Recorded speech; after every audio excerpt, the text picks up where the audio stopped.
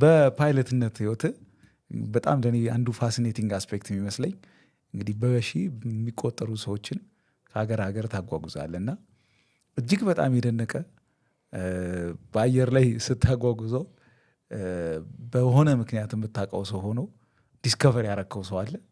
አንድ ሰው አለ የሚገርም የኒውዮርክ ነዋሪ ነው። እሺ እሱ ሰውዬ ለማመን የከብድ ነገር ነው ያሳየኝ እና ምንድነው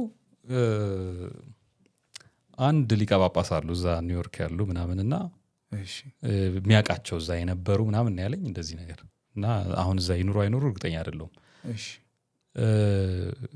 እና በቃ እየበረርን ሰውየው እንትን ነው ትልቅ የቢዝነስ ሰው ነው። ፋይናንሻሊ በጣም ደህና ነው። ሃይሊ ኤጁኬትድ ነው። ኢትዮጵያዊ ነው። እና በአጋጣሚ ነው የሆነ መጽሐፍ ተቀምጦ አጠገቡ አየሁና የሆነ ሰረቅ እያረኩ ርዕሷን ለማየት ምናምን እሞክራለሁ። እኔ ያኔ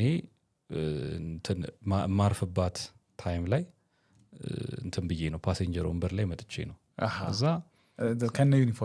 ከነ ዩኒፎርም አይደለም እንትን እንላለን ትንሽ እንቀይራለን። ከዛ ቀስ እያልኩ ያለው ርዕሷን ምናምንና ማየት ፈልገህ ነው ምናምን አለና ሰጠኝ።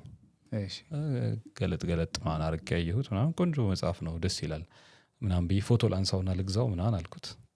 አነሳሁት። ከዛ በዛ ዲስከሽን ተጀመረ እና የት ነው የምትኖረው እንደዚህ ምናምን እያለ ስለ ኑሮ ምናምን ነገረኝ። በኋላ